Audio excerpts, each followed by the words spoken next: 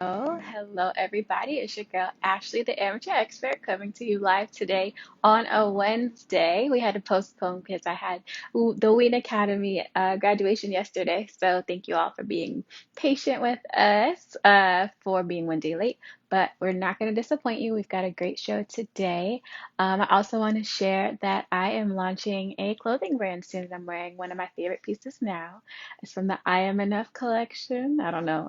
We're still working on the branding and the names and all that stuff. But if this is your first time tuning in, thank you for joining us.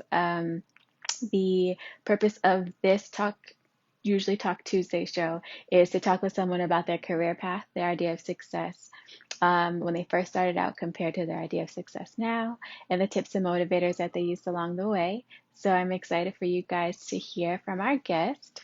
She is on her way to joining us. So let me just send her a quick invite. Hello, thank you for joining us.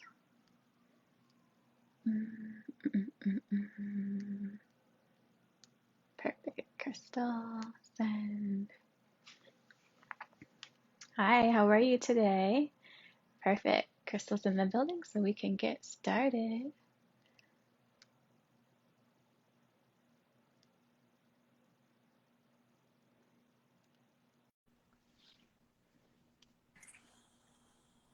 Hello, Hi, how are you? I'm doing excellent. How are you doing?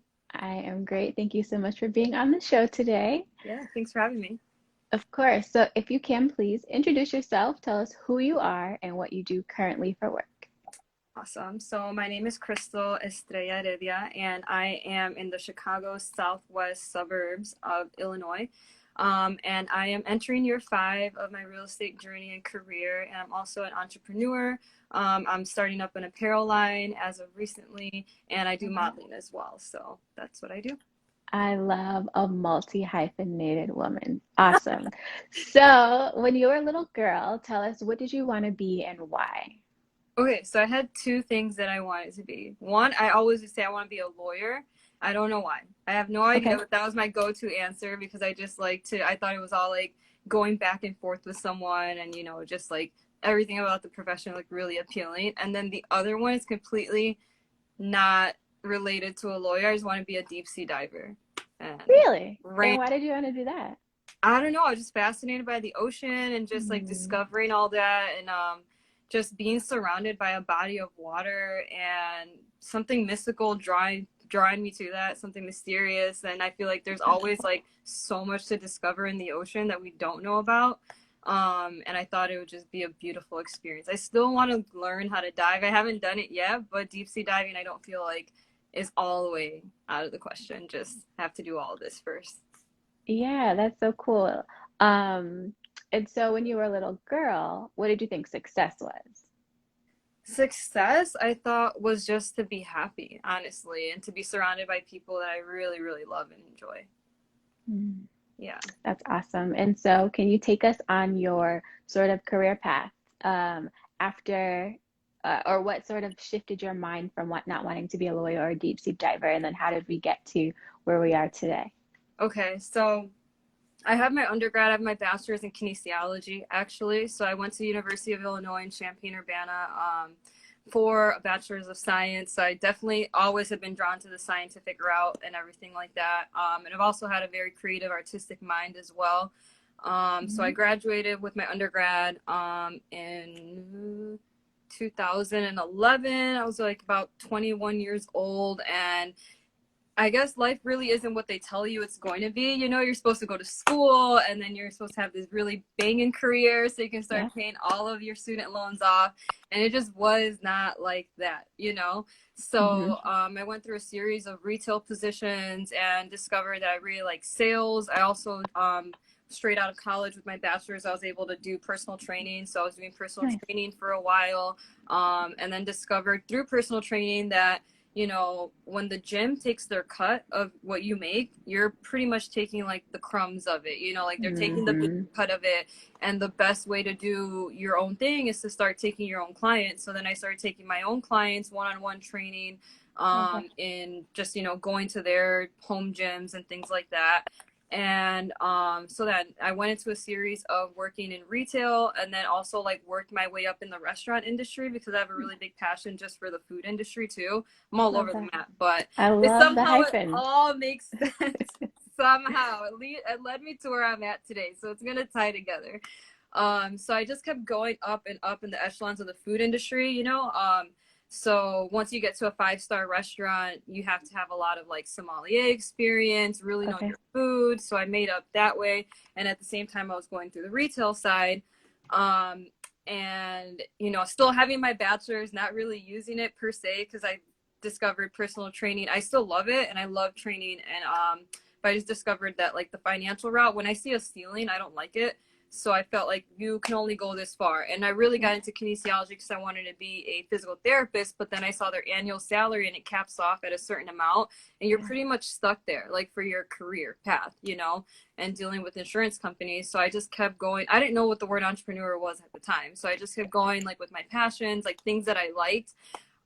So through personal training in retail, I did retail management for some years, and then I became a creative director for an eyewear company. Oh, that's And cool. that, yeah, I was inside of an artist loft building, and I met an eye doctor, and he said, you know, my partner just walked out, so would you be interested in this? So we had a meeting. I did the creative director of that company. And then when we decided to shut our space down, one of our clients said, hey, you know, I'm in real estate. I think you'd be a really good fit for real estate because everything that you've been doing pretty much is real estate, marketing, sales, Mm. advertising. It all is under one same umbrella. And I took the test. I did the speed course 2 weeks, and 5 years I stopped switching all these things. But real estate has opened the Wow. door for the modeling, for the marketing positions that I've done. So it's been pretty much where I'm going to stay because I can do everything else and start all the other businesses and still be a professional and, you know, stay involved in the real estate industry. And you have no cap. I love that. No And cap. it's like all of the things that you have been passionate about are sort of now tied into this one thing. And so that makes me happy for you. So what is your idea of success today?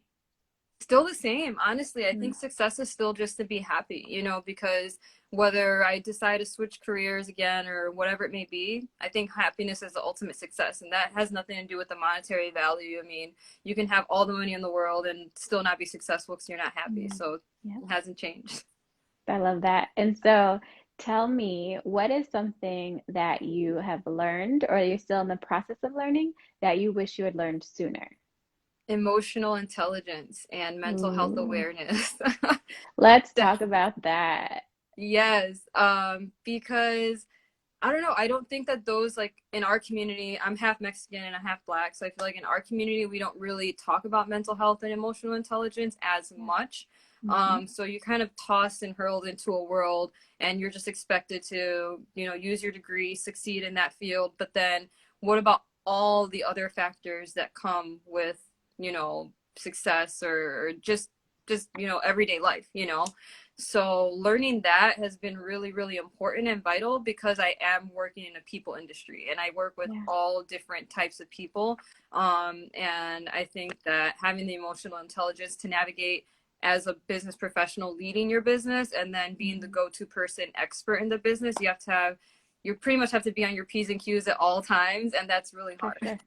So For sure. yeah. No, that's a really good point. And I think it's becoming more of a priority for people who look like us to prioritize.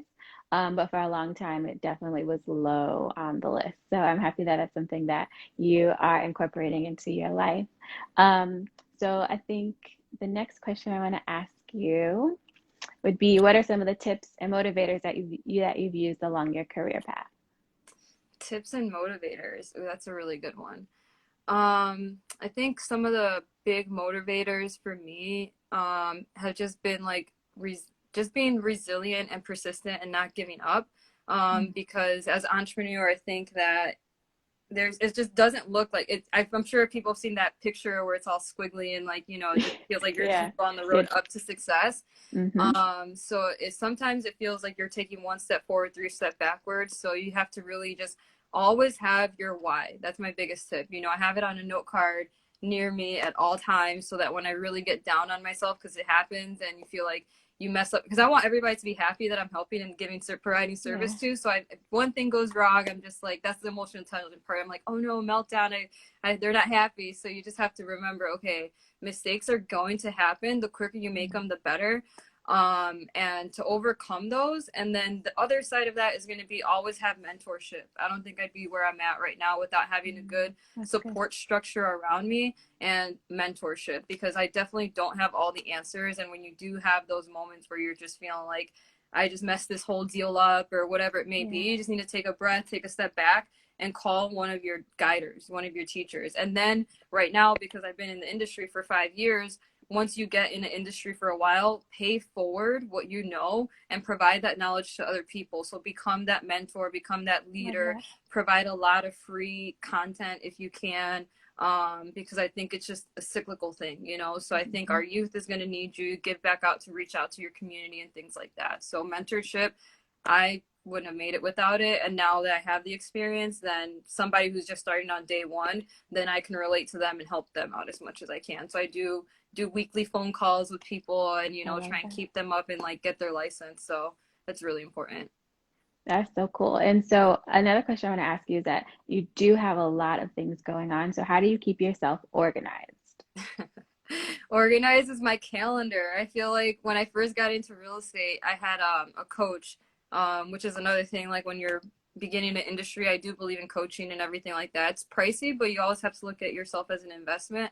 Hmm. So I put everything in my calendar, my Google Calendar. I have two phones actually, and I just put it all in there. And iPhone has the Siri, so you can remind yourself of everything. Yeah. So I'll, like, something comes up that I'm gonna set myself a reminder for, like constantly have like an hour beforehand or 30 minutes beforehand, because if I didn't have this in my calendar today, then it would just be out of my mind. You know, there's no Yeah, for way. sure. Um, Yep. so utilize technology to the best of your ability. And I'm on a team now too, so we hold each other accountable. And um, that's pretty much the only way I keep myself organized is through a calendar. Otherwise, I'd be lost.